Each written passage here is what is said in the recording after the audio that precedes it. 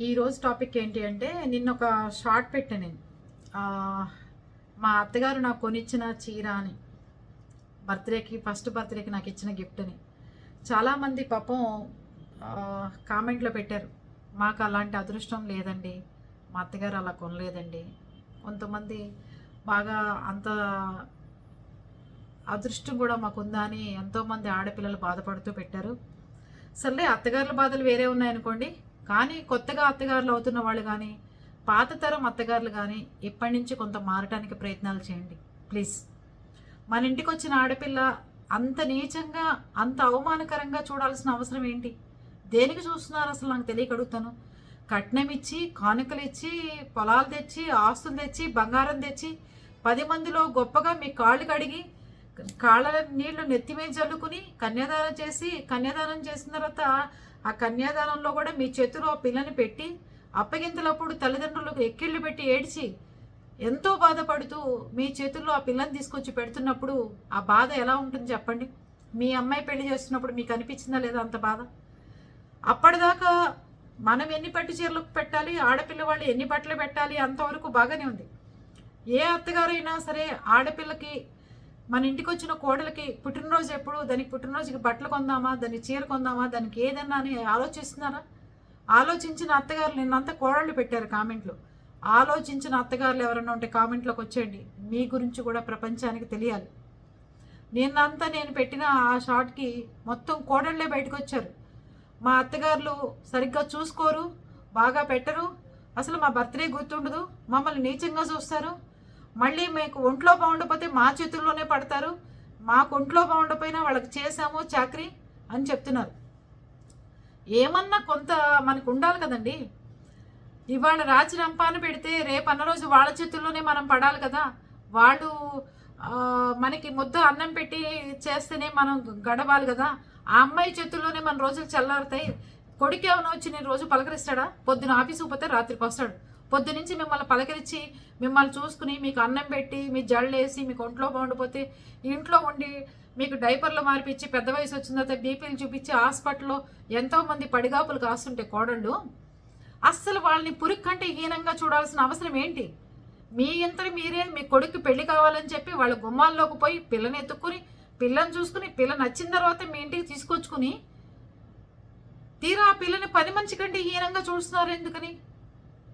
ఆ పిల్ల మన ఇంటికి వచ్చి ఎందుకు బాధపడాలి? తప్పు అమ్మాయి వైపు ఉన్న తల్లిదండ్రులు ఉన్నా సరి చేసుకోండి.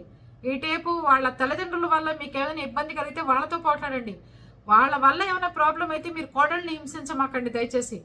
అరే, ఒక్కొక్క ఆడపిల్ల రాత్రి కామెంట్లు పెడుతుంటే అనవసరంగా నేను చీర ఎందుకు చూపించానా, నేనేదో అత్తయ్య గారి జ్ఞాపకంగా చూపించానే, ఒకళ్ళన్నా ఇలా ఉంటారు కదా చక్కగా మారి కోడళ్ళకి ఏదైనా గిఫ్ట్లు కొంటారు కదా, నేను చూపిస్తే నాకు రాత్రి నిద్ర పట్ల. ఏ పిల్లల్ని ఎవరినన్నా బాధ పెట్టానా? పాపం ఎంత బాధపడి ఉంటారు మా అత్తగారు ఏంటి ఇదని. నేను చాలా యూట్యూబ్ ఛానల్స్లో చూసి చెప్తుంటా. యూట్యూబ్ ఛానల్స్లో కనిపించే అత్తగారులందరూ అలా ఉండరు, కాసేపు నటించి వెళ్ళిపోతారు. తర్వాత అందరి సంసారాలు మన ఇంట్లో అందరూ ఎలా సంసారాలు ఉన్నాయో అలాగే ఉంటాయమ్మా. మీరు నాకు అట్లాంటి అత్తగారు రాలేదు, ఇట్లాంటి కోడలు రాలేదు అలా అనుకుంటారేమో, అలా ఫీల్ కామాకండి అని చెప్పి నేను పిల్లల్ని ఓదారుస్తుంటాను. అరే, మన గుమ్మంలోకి వచ్చి కట్నాలు తెచ్చి, ఆస్తులు తెచ్చి, పొలాలు తెచ్చి వాళ్ళ ఇంట్లో వాళ్ళు వచ్చి కూర్చుని మనకి అప్పచెప్పి పిల్లలు పోతుంటే ఎంత చాకరీ చేసుకొస్తే మీ ఇంట్లో జరుగుతుంది చెప్పండి? మీరు అత్తగారు కదా, ఇప్పుడు మీరు కోడలుగా ఉన్నప్పుడు మీ అత్తగారు ఇంట్లో ఎంత చాకరీ చేశారు చెప్పండి? బుద్ధి ఉండాలి కదండి కనీసం. అరే, మీ చేతిలో ఉన్న ఒక 1000 రూపాయలు తీసుకొచ్చమ్మా ఇవాళ కొనుక్కో, లేకపోతే 10 రూపాయలు పెట్టి ఒక 3 మల్లెపూలు కొనుక్కోమ్మా అనలేరా మీ బతుకులకి? ఇంత నీచంగా నా కోడళ్ళను చూసేది. అత్తగారు టాపిక్ వేరు, దాని గురించి చాలా వీడియోలు చేస్తాను, దాని గురించి వేరే చేస్తాను. ఇప్పుడు ఓన్లీ కోడళ్ళ గురించి మాట్లాడుతున్నా నేను. మారడానికి ప్రయత్నం చేయండి. ఎంత ముచ్చుడిగా ఉంటున్నారో అందరూ. ఈ జనరేషన్లో అత్తగారు చాలా ముచ్చుడిగా ఉంటున్నారు. కొంతమంది ఇళ్లలో చాలా అసహ్యకరంగా కోడళ్ళ విషయంలో ప్రవర్తిస్తున్నారు. ఇంకేదో తీసుకొచ్చేయాలి ఆస్తి, ఇంకేదో తీసుకొచ్చేయాలి. మన కోడలు మన ఇంట్లో ఉండగా పక్క కోడలు వైపు చూస్తాం.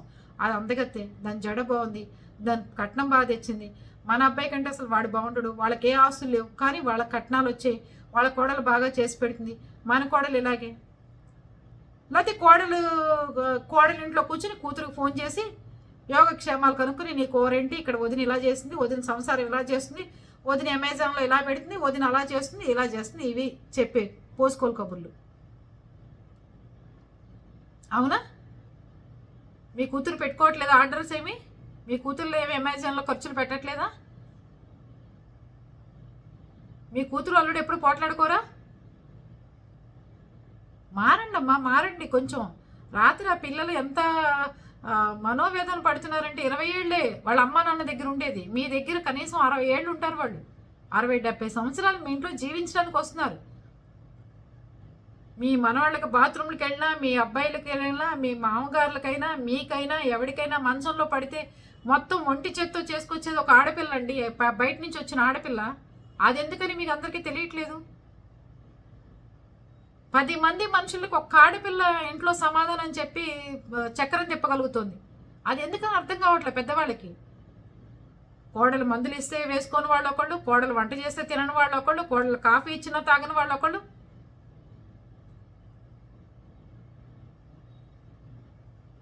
ఏంటి బానిసగా వచ్చిందా? అరే పనమ్మాయినే మనం బాగా చూసుకుంటామే.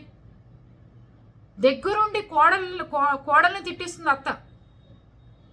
అరే కొడుకు కోడలు సంసారాలు చేసుకుంటుంటే చూసి ఆనందిద్దామని, లేకపోతే దున్నపోతులాగా ఉన్నావు. నీ కూతురు నీ అల్లుడు కూడా సంసారాలు చేసుకోకపోతే ఎలా బాధపడతారో ఆలోచించుకోవాలి కదా అత్తగారులు కూడా. ఎంతోమంది పిల్లలు ఇళ్ళకి మడి వచ్చి ఏడుస్తున్నారు. రాత్రి కామెంట్ అంతా అదే, మా అత్తగారు ఏ రోజు మాకు చేరుకొని పెట్టలేదు మేడం, మా అత్తగారు ఏ రోజు మా గురించి పట్టించుకోలేదు మేడం, అది మేడం ఇది మేడం అంటుంటే చాలా బాధ కలుగుతుంది. అసలు కట్నాలు ఇచ్చి తీసుకొచ్చి బంగారులాగా పెంచుకున్న పిల్లల్ని తీసుకొచ్చి చదువు మధ్యలో ఆపేసి. ప్లీజ్ అండి, దయచేసి ఆడపిల్లల్ని చదువుకోనివ్వండి. చదువు అయిన తర్వాత వాళ్ళ కాళ్ళ మీద వాళ్ళు నిలబడిన తర్వాతే పెళ్ళిళ్ళు చేయండి. ఈ రోజులు పెళ్ళిళ్ళు ఎక్కడ నిలబడే ప్రసక్తే కనిపించట్లా. నేనేమి ఎవరిని ఎంకరేజ్ చేయట్లా, నిలబట్టలేదు అని నేనేం చెప్పట్లా. ఆ రోజు అమ్మాయి బయటికి వెళ్తే ఎక్కడ బతకాలనేది కూడా ఆలోచించుకోండి. కట్నాలు కానుకలు ఇచ్చేసేసి గ్రాండ్గా మీ గొప్ప కోసం పెళ్లి చేసేస్తున్నారు. దాని తర్వాత వాళ్ళు మెడబెట్టి బయటికి గెంటితే ఆ పిల్ల ఇల్లు ఎక్కడ బతకాలి? మళ్ళీ వీళ్ళకి పరువులు పుట్టింటికి వస్తే మళ్ళీ మొగుడిని వదిలేసి వచ్చావా అని చెప్పి సమాజం మళ్ళీ వేలెత్తు చూపిస్తుంది. చచ్చినా బతికినా నువ్వు అత్తారింట్లోనే చావు, మళ్ళీ మనకు పరువు పోతుంది అన్నదమ్ముల్లో అయిన వాళ్ళల్లో అని చెప్తారు. అది పరిస్థితులు. ప్లీజ్ అండి, నేను ఎవరిని తప్పు పట్టి మాట్లాడట్లేదు. ఇలా హింస పెట్టి వాళ్ళు ఎవరైనా ఉంటే దయచేసి సరి చేసుకోండి ప్లీజ్. మీరు ఎన్ని కష్టాలు పడ్డారు, మీరు ఎన్ని దేయారు. అక్కడ ఎవరు కోడలు చక్కగా సంతోషంగా ఉంటేనే కదా, కొడుకు కోడలు సంతోషంగా ఉంటే కదా ఆ కుటుంబం బాగుండేది. మనవాళ్ళు మనవరాళ్ళు అందరూ బాగుంటారు. అలా కాకుండా ఇష్టారాజ్యంగా మీరు చేసే పనులు కొడుకు కోడలు సంసారాలు నాశనం చేస్తే ఏమొస్తాయి చెప్పండి? మీ కూతుర్ల జీవితాలు కూడా నాశనం అవుతాయి. అది గుర్తుపెట్టుకోండి ఫస్ట్. కొడుకు కోడలు సరిగ్గా కలవకుండా వాళ్ళకి తంపులు పెట్టి తగాదాలు పెట్టి హింసిస్తే అక్కడ మీ కూతుర్ల కాపులాలు కూడా ఇలాగే పోతాయి. అందుకని ఇంటికి వచ్చిన కోడల్ని చక్కగా చూసుకుంటేనే ఆ కుటుంబాలు బాగుంటాయి.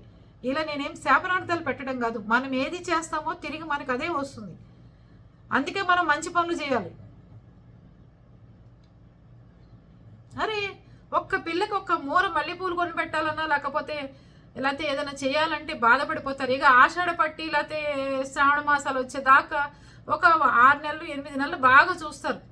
బయట వాళ్ళకి రాకపోకలు ఉండాలి, వాళ్ళు తెచ్చేసారి మనం తెచ్చేసారి దాకా బాగా చూస్తారు. దాని తర్వాత అసలు ఇంకా ఆ కోడలంటే నచ్చదు. ఆ కోడల మీద ఎన్నో చెప్పుకుంటారు. ఆ కోడల గురించి ఇక చెవులు చిల్లులు పడిపోయేటట్టు చెప్తుంటారు గోడలు ఎక్కేసి అత్తగారులే. మా కోడలు అలాంటిది, మా కోడలు ఇలాంటిది, మా అబ్బాయిని మార్చేసింది, లేకపోతే ఇది అబ్బాయిని మార్చేసి నీ దగ్గర ఎందుకు ఉంటాడు, పోయి బయటే ఉంటాడు కదా. అది ప్లీజ్ అండి, దయచేసి అర్థం చేసుకోండి. మన ఇంటికి వచ్చిన ఆడపిల్లల్ని ఏడిపించడం కానీ, బాధ పెట్టడం కానీ, వాళ్ళని హింసించడం కానీ, లేకపోతే ఇంకో రకం కానీ ఇవన్నీ చేయమాకండి ప్లీజ్. అర్థం చేసుకోండి. ఎందుకు చెప్తున్నానో చూడండి. మన రోజులు వెళ్ళాలంటే మన కొడుకులు పిల్లలు వాళ్ళు అందరూ హాయిగా హ్యాపీగా ఉంటేనే వస్తాయి. లేకపోతే చెప్పండి ఎలా ఉంటుంది? ఆలోచించండి అందరూ.